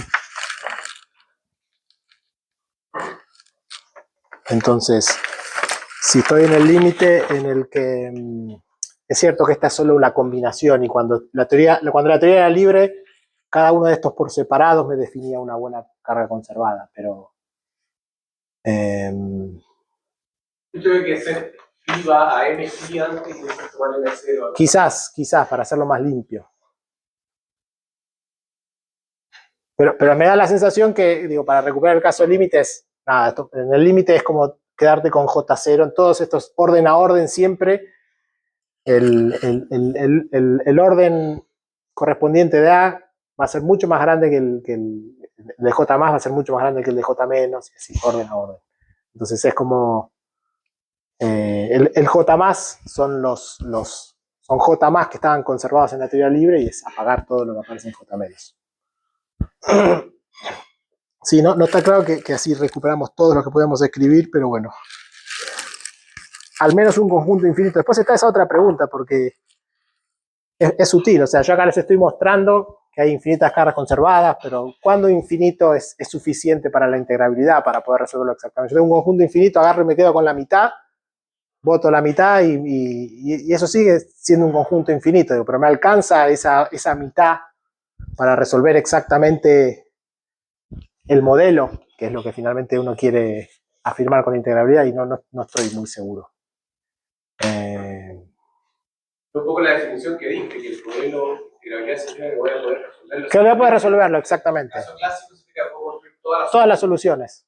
Pero igual, pero vuelvo a tu pregunta. O sea, yo les demostré que puedo construir soluciones a mansalva, pero la pregunta latente es, esas son todas. Porque que vos puedas encontrar soluciones no te garantiza que el sistema sea integral. Tendrías que poder encontrarlas todas. ¿Sí? Pero bueno, probablemente hay otras técnicas con el par de lags y todas esas cosas que para uno mostrar más concretamente y más rigurosamente que esto realmente es integral, en el sentido que con esto puedo encontrar todas las soluciones y demás. Nada, quería simplemente que se lleven un poco la intuición y al menos esta cosa. Bueno, integrabilidad es poder resolver exactamente. En teorías de campo, que tengo infinito grado de libertad, necesito un conjunto infinito de cargas conservadas. Eso ya es muy inusual. Y lo que queda, que es para lo que quiero empezar a discutir la clase que viene, es como empezar a describir, bueno, ahora miremos qué consecuencias tiene esto en la teoría cuántica. Por ejemplo, cuando querramos estudiar amplitudes de scattering, la matriz de scattering, bueno, esta existencia de infinitas cargas conservadas es muy restrictiva sobre las posibles matrices de scattering que va a tener una teoría con un número infinito de cargas conservadas, ¿sí? Y en la mayoría de los casos la trivializa, salvo en 2 dimensiones. Esos son también otro de los resultados importantes de integrabilidad, pero bueno, eso se los cuento la clase que viene. Si paremos acá al final, fue un poco largo, casi las 5.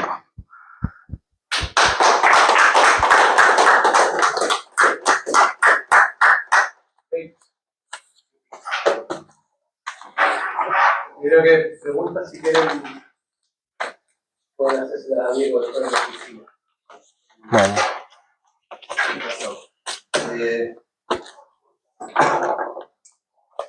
Y bueno, el próximo voy a tener que conseguir calientito, ¿vale? ¿No? Algo. A esta altura tengo que pedir perdón por